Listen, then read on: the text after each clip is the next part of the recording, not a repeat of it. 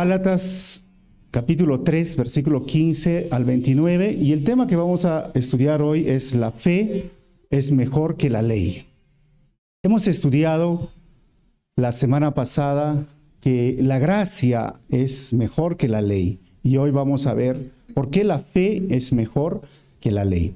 Pablo escribe su carta, no se olviden, antes del 50. ¿Por qué decimos esto? Porque el 50 se hizo el concilio en Jerusalén, o una reunión de todos los líderes en ese tiempo, y concluyeron los temas que estamos hablando aquí. Uno de esos temas era que si los gentiles, es decir, nosotros, necesitábamos ser circuncidados para ser salvos, para ser aceptados por el Señor o para ser declarados justos.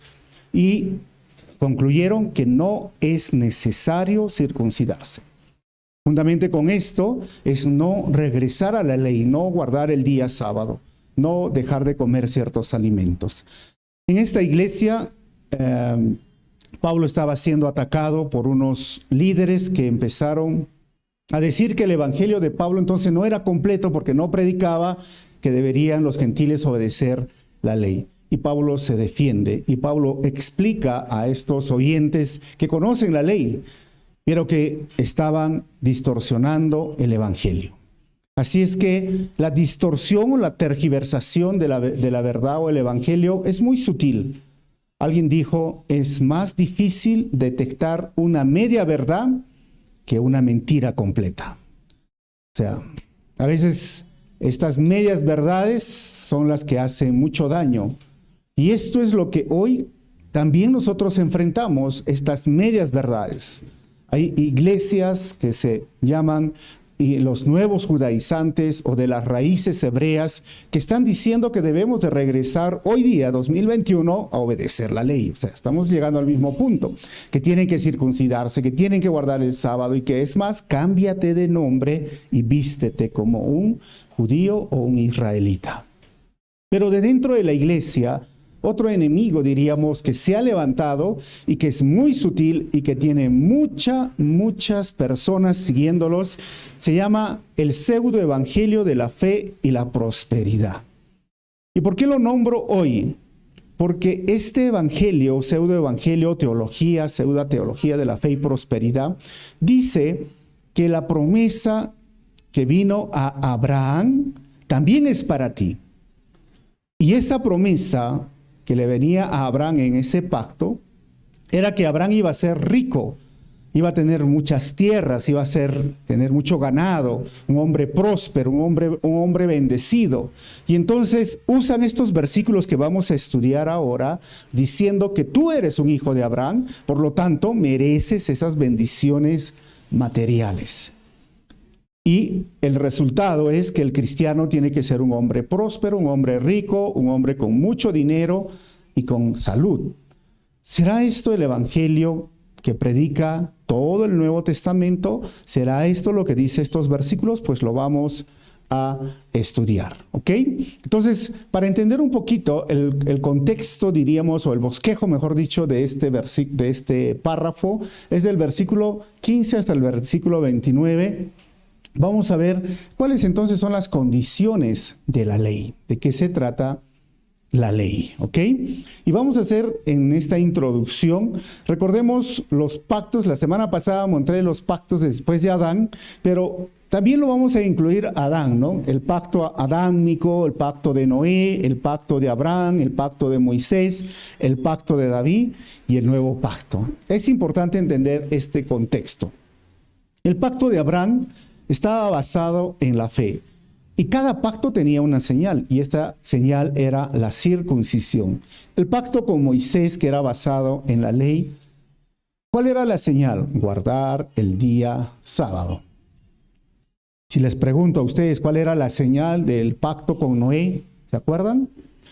Era el arco iris, ¿se acuerdan? O sea, cada uno tenía esto, ¿no? Era interesante. Y los pactos son el momento en que el Dios soberano quiere hacer un acuerdo con el ser humano para que use su libre albedrío, para que use su propia voluntad. Y en este momento de hacer un acuerdo, un pacto, es Dios haciendo un pacto con el ser humano. O sea, Dios plantea las condiciones del pacto. Aún en el nuevo pacto, Dios plantea las condiciones del pacto y el hombre tiene que aceptar las condiciones del pacto. Y para que haya un pacto tienen que haber dos personas. Pero cuando yo digo esto, tienen que escuchar muy bien, porque es Dios quien hace un pacto con el ser humano y estos son los pactos que encontramos en la Biblia. Porque por ahí esa pseudo teología de fe y prosperidad, dice, han escuchado Dios de pactos, ¿no? Y entonces tú como ser humano tienes que hacer un pacto con Dios. O sea, ¿entiendes la diferencia? Por eso decía, la media mentira es más complicado que la mentira completa. O sea, te animan a que tú hagas un pacto con Dios. Y ese pacto tiene que ser dinero, económico. Y cuando tú haces ese pacto, Dios está obligado a cumplir lo que tú pactas. Pero ¿en qué momento Dios se compromete a cumplir? ¿Me entienden la diferencia que encontramos en la Biblia? Es Dios con el hombre, no es el hombre con Dios. O sea, no fue Abraham y dijo, Dios, quiero hacer un pacto contigo. No, Dios le dijo, yo quiero hacer un pacto contigo. Y con Noé y con Moisés. Entonces, aprendamos a diferenciar. Ahora, hay 430 años entre Abraham y Moisés, que lo menciona Pablo, pero en realidad, desde que le dio la promesa a Abraham, a Moisés, hay 625 años. Ahora, esto es interesante, ¿no? Porque algunos dicen que es 400 años, pero eso ya lo podemos discutir después. Pero el punto es 430, hay una explicación. Ahora, ¿cómo se desarrolló esta promesa? Miren, el pacto abrámico, que lo vemos en Génesis capítulo 12, 5, constituía en dos promesas sencillas. Primero, era tierra y segundo, era descendencia o un hijo. Ahora, tenía una señal y esa señal era la circuncisión. En esta promesa habían bendiciones y esas bendiciones que venían, vamos a decirla 7 con la tierra, pero las 6 restantes, las bendiciones para Abraham eran las siguientes. Abraham iba a ser una nación grande. Abraham le dice, yo te bendeciré, tierra y bendición, y engrandeceré tu nombre, porque todos hasta el día de hoy conocemos quién es Abraham. Las bendiciones para los demás, porque por medio de ti serán benditas todas las naciones de la tierra, serás bendición a través de Jesucristo, ese linaje. Bendeciré a los que te bendijeren y a los que te maldijeren maldeciré, y serán benditas en ti todas las familias de la tierra. 6 a 7 bendiciones. Ojo, en eso constituía el pacto. Ahora, ¿cuál es el cumplimiento? Génesis 13, 15, que nos dice, yo te doy esta tierra, tan lejos como alcances a ver a ti y a tu descendencia como posesión permanente. ¿De qué tierra está hablando? De la tierra de Israel. ¿Ok? Cuando ustedes vayan a Israel, hay un mirador. De ese mirador te hacen observar el momento en que Dios le habla a Abraham, le dice, mira, todo lo que tú veas, eso te lo daré a ti y a tu descendencia. Recordemos que el 14 de mayo de 1948, Israel vuelve a ser una nación después de casi 2000 años, hermanos, ¿no? Porque después del año 70, ellos fueron expulsados de Israel. El cumplimiento lo vamos a ver en Gálatas 3:8, que lo hemos visto ya la semana pasada. Gálatas 3:8 dice, es más, las Escrituras previeron este tiempo en el que Dios haría justo a sus ojos a los gentiles por causa de su fe. Dios anunció esa buena noticia a Abraham hace tiempo. Hemos visto Génesis, cuando le dijo, todas las naciones serán bendecidas por medio de ti. O sea, Dios haría justo a los ojos de Dios a los gentiles. ¿Cuántos gentiles hay acá, hermanos? Todos somos gentiles, ¿no? Todos. Por eso, Dios dijo, por medio de Abraham, por medio de la fe, iban a ser bendecidos los gentiles, y de eso se trataba. Todas las naciones, las etnias, serán bendecidas por medio de la fe. Y esa es la promesa. Ahora, vamos a estudiar si esa promesa tiene que ver con un asunto material para nosotros o solo era para Abraham. El desarrollo de esa promesa en el libro de Génesis fue la siguiente, para que podamos entender un poco más. Abraham, por ejemplo, Génesis 12:23. Luego vemos que Abraham, ¿se acuerdan que hizo un desvío? Dijo, no, de repente es con la hija de la esclava. De ahí nació Ismael, padre de los árabes. Por eso los árabes o los musulmanes, dicen, Abraham es nuestro padre. Pero tuvo un hijo de la promesa que se llamaba Isaac, que ahí están los textos. Y obviamente los judíos dicen, Abraham es nuestro padre. Ahora, Isaac tuvo dos hijos, Jacob y Esaú. Esaú no fue el escogido, pero ¿quién fue el escogido? Jacob. También hubo otro desvío. De Jacob nacen las 12 tribus, pero recordemos a José, que lo narra Génesis 37 y 50, porque ya estamos viendo el desarrollo de la promesa en Génesis, pero recordemos que hay escogido y de la línea real, ¿quién fue? Judá. Judá es la tribu escogida. ¿Y de dónde viene nuestro Señor, hermanos? De la tribu de Judá. ¿Y de quién está hablando la promesa? Ahora regresamos al mismo punto, Jesucristo. Están los textos donde ustedes pueden ver y cómo se desarrolló en la historia. Ahora vamos a ver lo que dice Pablo. Versículo 15. La promesa de Dios y la ley del 15 al 18. Amados hermanos, el siguiente es un ejemplo de la vida diaria. Así como nadie puede anular ni modificar un acuerdo irrevocable, tampoco en este caso. Un acuerdo irrevocable, en algunas otras versiones, tiene un pacto. Y la palabra pacto viene del griego, que lo estamos viendo, diateke o diatike, ¿no? Que es un acuerdo de compromiso. Dos personas, un contrato lo podríamos llamar nosotros, ¿no? Y esa palabra es usada a veces como un testamento también, y también como un pacto, o sea, un testamento. ¿Se puede deshacer? Bueno, algunos dirán no, pero al final no. Y la intención de Pablo era mostrar que cuando este testamento o pacto era ratificado, hermanos, o sea, cuando es aprobado, confirmado, entonces era imposible añadirlo o invalidarlo. Todos sabemos aquí lo que sería un contrato, ¿no? Hasta que se cumpla el contrato, no lo modificamos, a no ser que haya una cláusula donde diga, bueno, se renueva, etcétera.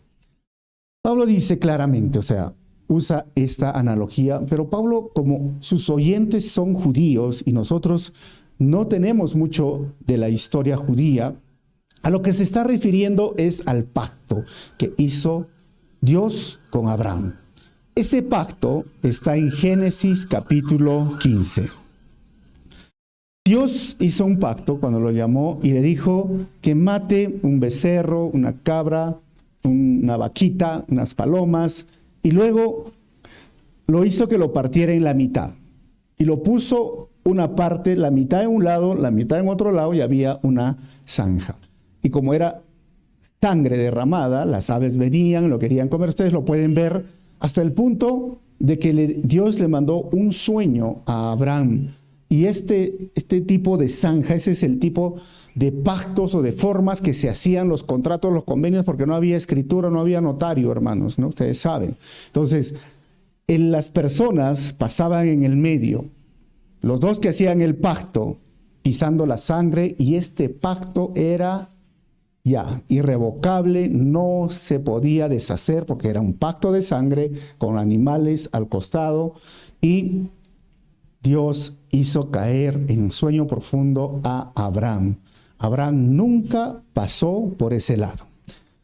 Y Dios, en representación de la santidad y de su poder, levantó una antorcha y un horno o una arcilla de fuego y empezó a pasar como un símbolo de que Él estaba en el medio. Ahora, ustedes lo pueden leer eso en Génesis 15. Este pacto, esa es la forma que selló el pacto con Abraham, y esa es la forma que le dio la circuncisión, y esa es la forma en la cual él dijo, yo voy a cumplir mi promesa. Dios haciendo solo el pacto. Abraham no lo hizo, ojo, no lo hizo. Dios pasó y pasó por la sangre y Abraham se quedó dormido. Ahora tengamos esto en mente y vamos a seguir leyendo. Dice el versículo 16. Dios ha dado las promesas a Abraham y a su hijo. Y noten que la escritura no dice a sus hijos, como si significara muchos descendientes, más bien dice a su hijo. Y eso sin duda se refiere ¿a quién? A Cristo. Miren que para los escritores del Nuevo Testamento, una S, una sola palabrita o consonante, le cambiaba toda la doctrina. ¿Por qué? Porque los gálatas o los judíos decían, nosotros somos descendientes de Abraham, somos sus hijos, por lo tanto, la bendición, la promesa nos toca también a nosotros. Pero Pablo cambia eso y dice, no dice sus hijos, dice su hijo. ¿Y quién es ese hijo? Jesús lo dice, es Cristo. Jesucristo es aquel que cumplió la promesa, que murió en la cruz por ti y por mí. Y el fin de esto es que el Espíritu Santo viene, y esa es la corroboración o la ratificación de que soy hijo de Dios, es que somos sellados por el Espíritu Santo. Ahora, versículo 17, dice Pablo, lo que trato de decir es lo siguiente: el acuerdo que Dios hizo con Abraham, y hemos visto en Génesis 15, no podía anularse. 430 años más tarde, cuando Dios le dio la ley a Moisés, porque Dios estaría rompiendo su promesa. Pablo dice, ¿cómo podría anularse si el contrato, la promesa fue antes que la ley? La ley no puede estar encima de la promesa y tampoco lo puede anular. Ahora, ¿por qué entonces es superior la promesa a la ley? Un poquito de repaso de lo que nos dice Pablo y en Génesis 3, 15, 18. Porque la promesa por medio de Abraham fue dada 400 años antes de la ley. Segundo, porque la promesa tuvo su cumplimiento completo y final en Cristo. Tercero, porque la promesa es irrevocable e incambiable. Y cuarto, porque la promesa es completa y suple las necesidades espirituales. Entonces Pablo está poniendo esta verdad. Quieren regresar a la ley y dicen que también hasta nuestro padre Abraham y nosotros somos fieles a la promesa que le hizo y la ley, dice, están equivocados. La fe en Cristo, el cumplimiento de la promesa es superior a la ley. Ahora, Pablo sigue hablando en el versículo 18. Pues, si fuera posible recibir la herencia por cumplir la ley, entonces esa herencia ya no sería el resultado de aceptar la promesa de Dios.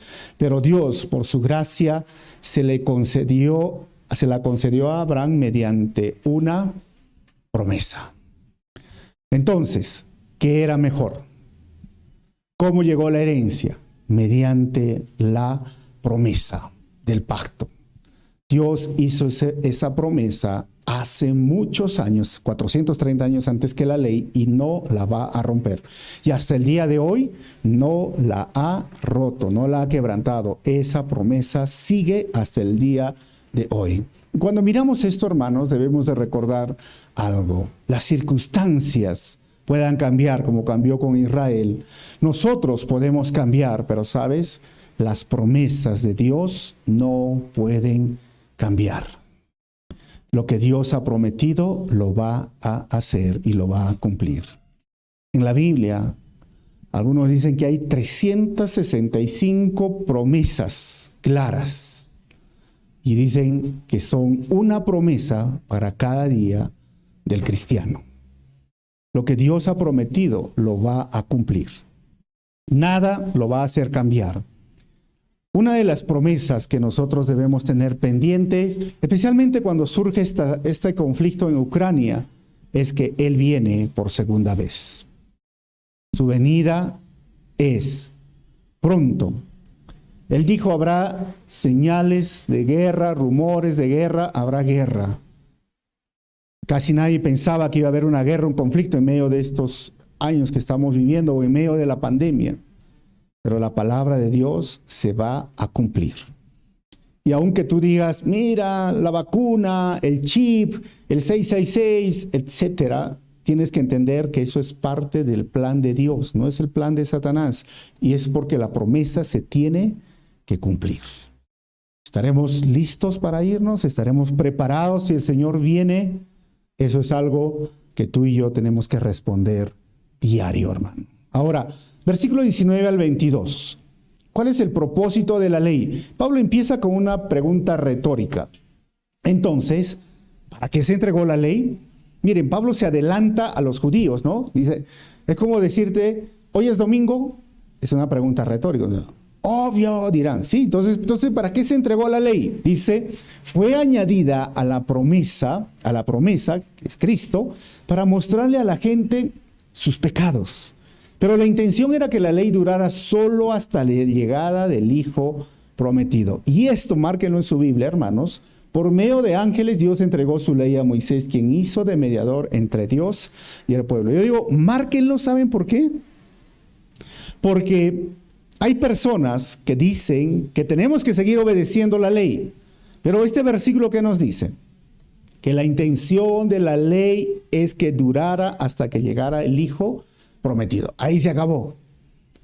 Entonces, si alguien viene y te dice, tenemos que regresar a la ley, tú dices, no, acá está claramente el versículo. Pero antes de referirnos a estos, y lo he remarcado, ángeles, miren, ángeles, Moisés, el pueblo, Dios, 4 personas aquí están integrando en este pacto, ¿ok?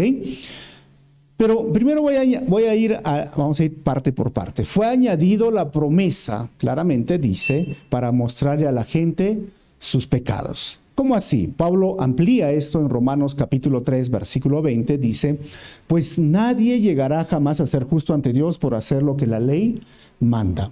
La ley sencillamente nos muestra lo pecadores que somos. ¿Qué es lo que hace la ley? Nos muestra lo pecadores que somos. Ahora, miren Pablo lo que dice en Romanos 4:15. Pues la ley siempre trae castigo para los que tratan de desobedecerla o de obedecerla. Pero si yo quiero obedecer, Pablo, pero lo siento, trae castigo. Y entre paréntesis dice, la única forma de no violar la ley es no tener ninguna ley para violar. Y ustedes pueden ver un poco más lo que dice Pablo en Romanos 5:12 al 21. Y cuando tú lees Romanos, y ojo que tenemos ya los estudios de Romanos en YouTube y en Facebook, es como te pones a pensar, entonces Pablo, ¿qué estás diciendo? ¿Mejor que no haya ley?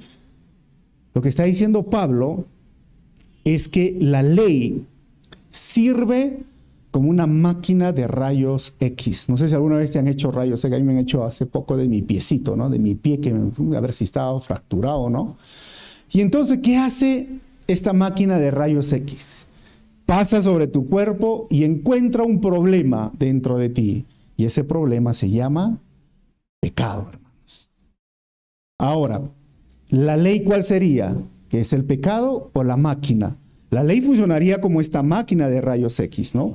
Y si tú vas al médico y por un problema que tienes en tus huesos, ¿no? O X problema, y tú agarras y encuentras ese problema, tú le dices a la máquina de rayos X, oye, máquina de rayos X, eres tal y bla. ¿Te enojas con la máquina? No. ¿La máquina es culpable de que tú tengas un problema? No. La máquina solo ha revelado lo que está mal dentro de ti. Y eso es lo que ha hecho la ley. La ley vino y dijo, no robes. ¿Y sabes qué había en tu corazón? El deseo de agarrar algo que no es tuyo. Y entonces, al intentar obedecer la ley, no robes, tu corazón estaba lleno de ganas de robar porque ya te habías acostumbrado a agarrar plata del papá, la mamá, del trabajo y disfrutabas. Y ahora la ley viene y dice no robes, pero tú dices no voy a robar, no voy a robar. Y la segunda y la tercera, robas. Entonces, ¿qué hace la ley? Te castiga. Porque de dentro de tu corazón eso es lo que hay. ¿Me entienden, hermanos? La ley no es el problema. Pero Pablo decía, mientras no había ley, la única forma de no violar ley es que no haya ley. Es como yo puedo decir, ¿no? Ahorita, por ejemplo, no hay ley. Y si alguien viene y me saluda, no viola la ley. ¿Qué ley? La ley que voy a poner ahora. Hermanos, si tú pasas esta línea, el púlpito, el lugar santo, ¿sabes?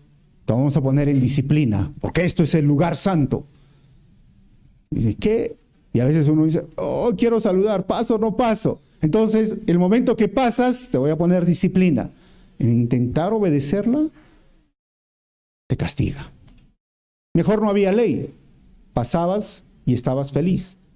Pero apenas hay ley, viene el castigo. ¿Se dan cuenta? Entonces lo que Pablo está diciendo, esto es el propósito de la ley. Para esto vino la ley. Este es el fin de la ley. Ahora, sigue diciendo en este versículo que la intención de la ley, la intención era que la ley durara solo hasta la llegada del Hijo prometido. O sea, el Hijo prometido, en Romanos 5, del 12 al 21, Pablo usa esta analogía de Adán. Adán fue el primer hombre, pero Adán, ¿qué trajo? Desobediencia y muerte. Jesús es el nuevo Adán. ¿Y qué es lo que trae? Obediencia y vida. Entonces, la intención de la ley era que durara hasta que Cristo, porque la desobediencia, la muerte estaba rondando en nosotros, pero ahora gracias a Jesucristo, que fue obediente y nos trae vida, nosotros podemos ser obedientes a la ley y podemos tener esa vida.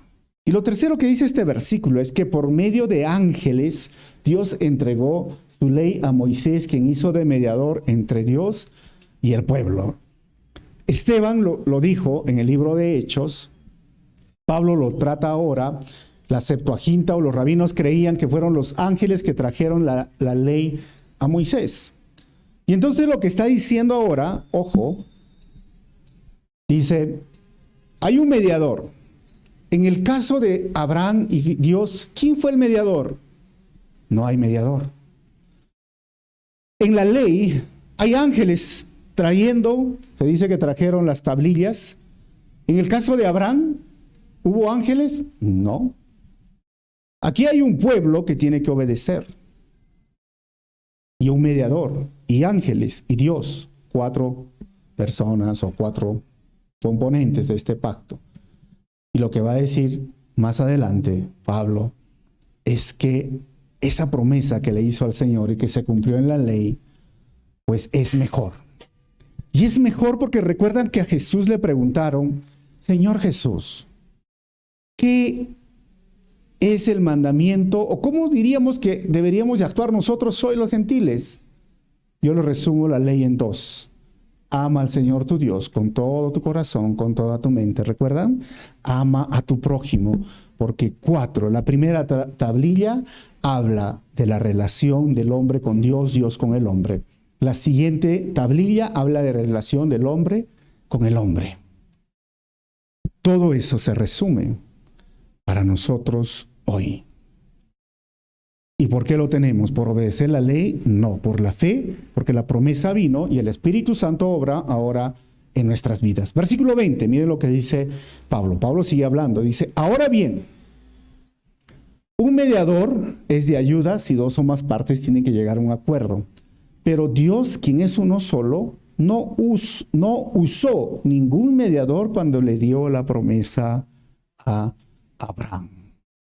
Miren el punto de Pablo. Ahí está. Claramente, no usó. Ahora, versículo 21. ¿Hay algún conflicto entonces entre la ley de Dios y las promesas de Dios? De ninguna manera, dice Pablo. Si la ley pudiera darnos vida nueva, nosotros podríamos hacernos justos ante Dios por obedecerla. Regresar a circuncidarse, a guardar el día sábado, a no comer chanchito ni cuy, ¿no? Si pudiera hacernos justos, amén, lo obedeceríamos, pero no es posible. Y el versículo 22 dice, pero las Escrituras declaran que todos somos, ¿qué? Prisioneros del pecado. Así que recibimos la promesa de libertad que Dios nos hizo únicamente por creer en Jesucristo.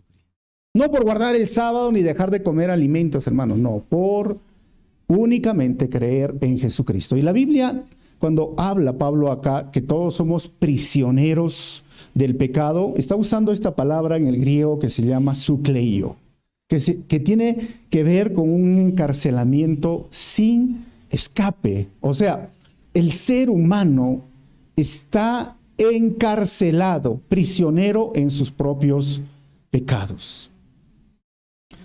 Y es tanto así que muchas personas dicen, se sienten mal cuando cruzan líneas de pecado y dicen, ¿cómo puedo salir? Buscan ayuda, pero llegan al punto de que regresan a lo mismo. Regresan a lo mismo. El mentiroso sigue mintiendo. ¿Se dan cuenta o no, hermanos? El que lucha con la pornografía de adolescentes sigue luchando. El vanidoso, el orgulloso, el soberbio, el que habla malas palabras, ¿cómo lo llama? El hipócrita, etcétera. Sigue. ¿Sabes por qué? Porque vivimos prisioneros. El ser humano está prisionero. ¿Y cuál es la forma de salir de esta prisión? ¿Cuál es la llave, hermanos? ¿Obedecer la ley? Pablo dice, no. Si fuese así, ya estaríamos declarados justos.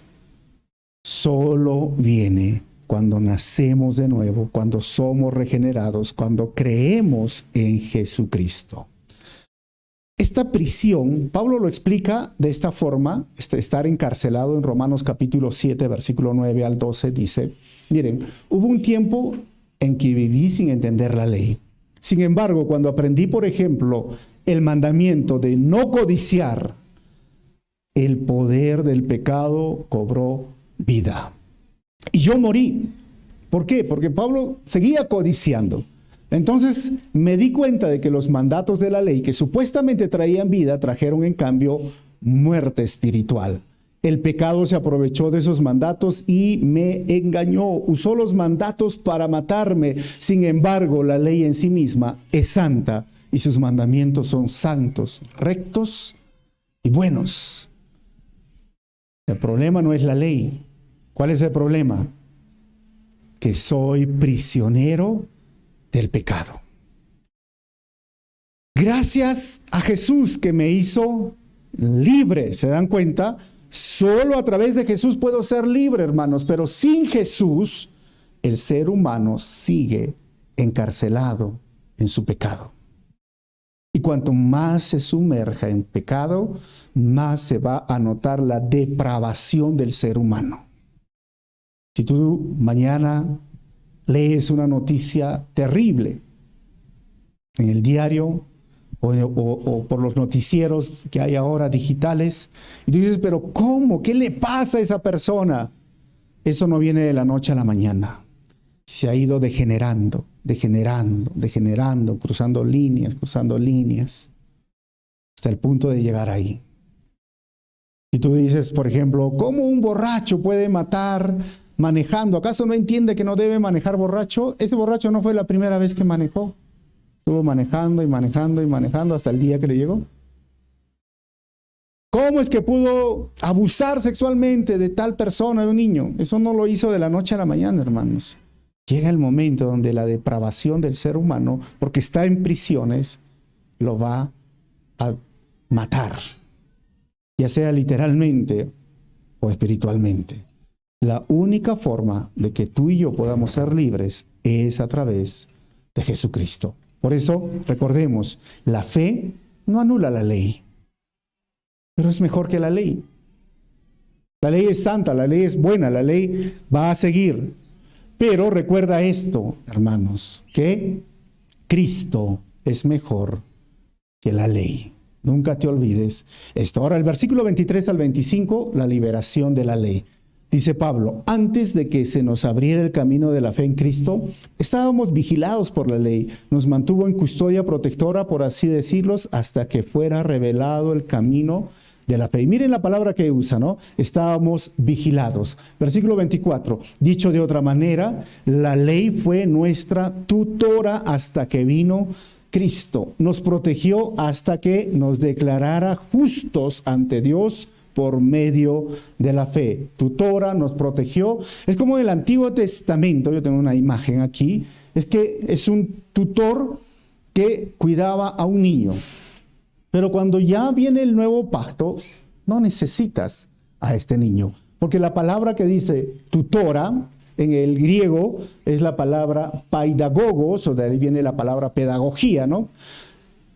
Y este paidagogos era un esclavo que se encargaba de un niño. Y el esclavo era el tutor de un niño entre los 6 y 16 años. y esto lo tenían dentro de la cultura romana y griego. Y muchas veces el tutor era un esclavo de alta estima y le confiaban hasta la supervisión moral del niño, pero algo más hacía este tutor. El tutor no era un instructor, no era un maestro de escuela. El tutor disciplinaba al niño para que hiciera su tarea y obedeciera, pero el tutor estaba ligado a la vida del niño hasta que éste llegaba a ser un adulto. Y en ese momento el tutor terminaba su tarea de disciplinar o instruir al niño. Creo que esta palabra, por eso me gusta la NTV, tutor, nos ayuda a entender mucho de lo que significa esta verdad. Ahora, dos enseñanzas respecto a este tutor. Primero, que nos dice Pablo respecto al tutor, que es la ley. La ley como un tutor es inferior en naturaleza a la promesa de Cristo Jesús. Y segundo, es que la ley como tutor nos custodió y protegió hasta que vino Cristo, hermanos. Eso es lo que hizo. Y el propósito de la ley fue llevarnos a Cristo para que seamos declarados justos por la fe, lo cual es el tema de la justificación, y no les puedo ver. Y el templo y los sacrificios, ustedes recuerdan del Antiguo Testamento, todo señalaba a Cristo, pero la realidad se encontraba en Él. Así que este tutor, que lo menciona Pablo, nos ha guiado, nos ha ayudado. Y el versículo 25 dice, y ahora que ha llegado el camino de la fe, ya no necesitamos que la ley sea nuestra tutora. Entonces, ¿por qué los Gálatas querían regresar a la ley? Dice, ya no necesitas, fue un tutor. Ahora, cuando habla la palabra esto, miren, los beneficios de la ley, primero, hasta ahora que hemos leído, un pequeño resumen, el propósito de la ley sirve para convencer de la imposibilidad de cumplirla. Sirve para hacerles buscar, prever y buscar algo mejor. ¿Y cuáles son los mediadores de la ley? Los ángeles, los profetas. ¿Cuáles son los logros de la ley? Sirvió para encaminarnos a Cristo, sirvió de tutor para prepararnos a algo más completo y sirvió para crear en nosotros el anhelo de algo mejor. Esos son los beneficios de la ley. La ley no es mala, la ley sigue siendo santa, buena, pero obviamente lo que dice Pablo, ahora que viene el camino de la fe, ya no necesitamos esto. O sea, hermanos, la ley fue muy buena tutora, pero no salva. En cambio, el camino de la fe nos lleva a la salvación. Esto es lo que nos quiere decir Pablo. Ahora, del versículo 25 al 29 para terminar, ¿no? Salvos sin necesidad de la ley. Versículo 26. Pues todos ustedes son hijos de Dios por la fe en Cristo Jesús. Miren la analogía que usa al principio. La ley era una tutora. ¿Para qué servía el tutor? Acabo de decirlo. Para tener, ¿a quién? A un niño, entre 6 a 14 hasta que esté adulto. Pero ahora, ¿qué son ustedes? Aquí dice la palabra, hijos de Dios. Cuando usa esta analogía, los romanos tenían un paso de la niñez a la adultez o a ser mayor de Dios que se le llamaba el toga viriles, ¿no? Había un adolescente entre 14 y 17 años, se hacía esta ceremonia y se le cambiaba de ropa. Esta era la señal. Usaba un tipo de ropa, un toga viriles, para decir que ahora es un ciudadano, con todos los derechos y todo, ¿no? ¿Se acuerdan o no? Cuando ustedes se acuerdan de este DNI amarillito, ¿no? Este DNI amarillito, ¿sirve o no sirve? Sí sirve. Pero cuando cumples 18 años, ¿qué se te da? El DNI azul. Bueno, en nuestro país es el DNI, ¿no? En otros ese es el carné que se usa o la cédula, lo dicen. Pero también igual tienen en diferentes colores y obviamente se le da a un menor de edad hasta que cumpla los 18 años. Es interesante, ¿no? Cuando yo tenía 16, 17, quería hacer varias cosas, pero no tienes el DNI. No sé si ustedes se acuerdan esa época donde estaban desesperados a que llegue los 18 años y algunos amenazaban, ¿no? A los 18 me voy de la casa. 40 y no se van todavía, ¿no? ¿Se acuerdan, no? Pensaban que el DNI azulito les daba el poder. ¿Para qué? Sentirse mejor, hacer muchas cosas. Pero esto es lo que está diciendo Pablo. Ustedes, en la ley, que cumplía un propósito como este DNI azulito, amarillo, que nos daba identidad y todo, hoy ya no lo necesitamos. Porque ya no eres un menor de edad, ahora que eres un hijo de Dios. Ahora ya vino Cristo, ahora ya vino la fe, ahora ya puedes ser libre de la esclavitud del pecado y ahora ya tienes la mayoría de edad, si lo llamamos espiritualmente. ¿Por obedecer la ley? No, por la fe, por creer en Jesucristo. Miren, el versículo 27 dice: y todos los que fueron unidos a Cristo en el bautismo se han puesto a Cristo como si se pusieran ropa nueva. Esto es muy interesante, ¿no? Porque es igual, porque Pablo dice en Romanos que nos identificamos con el Señor ahora. 1 Corintios 12:13 dice: entre nosotros hay algunos que son judíos y otros que son gentiles y algunos son esclavos y otros son libres, pero todos fuimos bautizados en un solo cuerpo por un mismo espíritu y todos compartimos el mismo espíritu. Y este es el bautismo que Pablo nos está hablando. Ahora, 28. Ya no hay judío ni gentil, esclavo ni libre, hombre ni mujer, porque todos ustedes son en Cristo, son uno en Cristo Jesús.